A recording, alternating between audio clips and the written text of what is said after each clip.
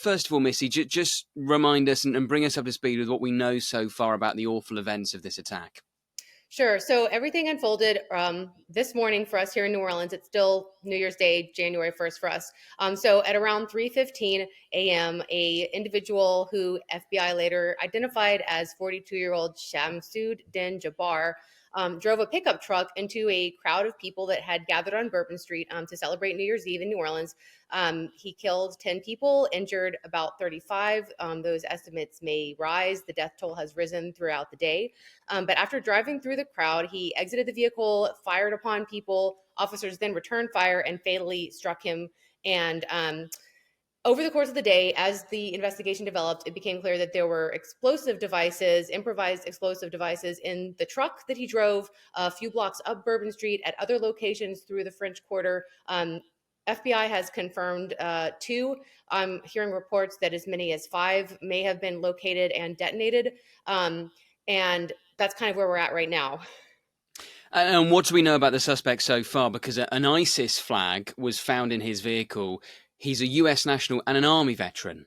Yes, correct. He has a military background. He is from Texas originally, 42 years old, and it does not seem that he acted alone. FBI has confirmed that they are looking for other people that appear to be out there right now. One big tip-off that he was not the only person involved with this was that after he was killed, an Airbnb where he was allegedly staying was burned down in what was an arson incident, and explosive devices were found in there as well.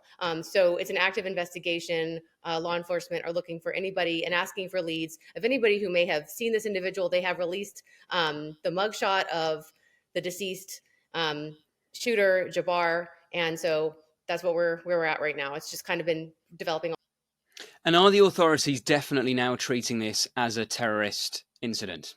Yes, FBI has declared this a terrorism incident. Earlier this morning, there was some discrepancy among various law enforcement agencies. And I think that's because everybody just wanted to be really clear and precise about what they labeled it. There was a lot of uncertainty, and there still are some unknowns. But as of right now, it is being investigated as an act of terrorism. Yes, and you are correct that he did have a ISIS flag flying from the back of his truck when he drove it down Bourbon Street.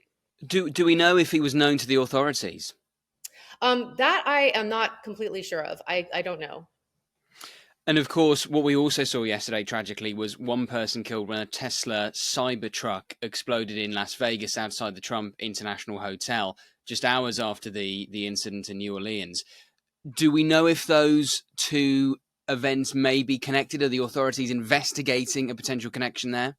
I'm not aware that authorities have confirmed a connection between those incidents. It does seem to be a jarring coincidence. And I also think that with these, the through line is that both could have been so much more deadly than they ended up being. Had these explosive devices in New Orleans detonated and actually, worked as intended, we might have seen a lot more loss of life. And had that other one actually killed more people than I think just the person in the vehicle, we could have been looking at a much more grim situation, which is already quite grim.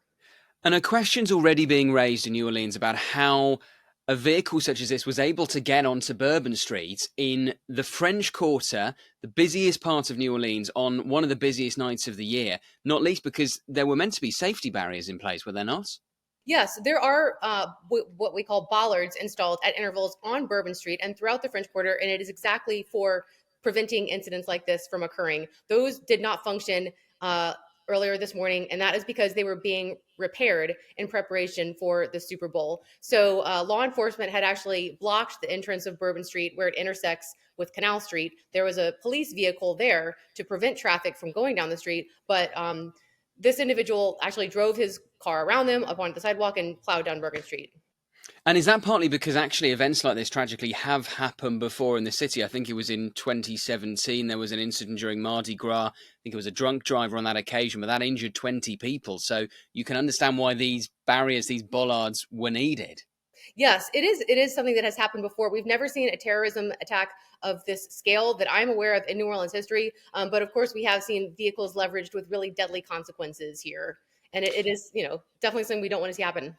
No, of course. And even so, though, the police have said, look, they had a presence there. They had vehicles trying to block off the street, and they did have some temporary barriers in place, which does raise the question, well, how was the suspect able to get around them? Well, he didn't make it super far. We will say that he didn't make it very far down Bourbon Street, but he did just drive around the vehicle that was posted there to keep people from going down Bourbon Street in their vehicles. And he actually, crashed into a piece of heavy machinery. But had that not been there, this gruesome trip could have been a lot longer. Do we know anything so far, Missy, about the identity of any of the victims? Yes, we are. Identities are trickling in. The coroner in New Orleans has not officially released the list of all the deceased people, and we're just tracking down family members as we're able to find them. So I spoke with the survivors of one victim. He is a 37-year-old father of two from Baton Rouge.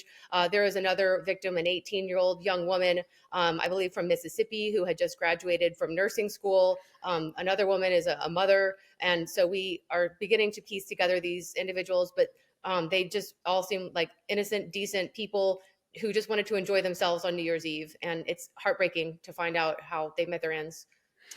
And just finally, Missy, sum up, if you can, the mood in the city. This is a horrendous tragedy on what was meant to be a night of celebration in the city. Yes. So I think that right now, New Orleanians haven't begun to process it yet because this is still unfolding. We're still finding out, and people are still trying to track down relatives, trying to reunify with families that may have a loved one injured and they aren't aware of that yet.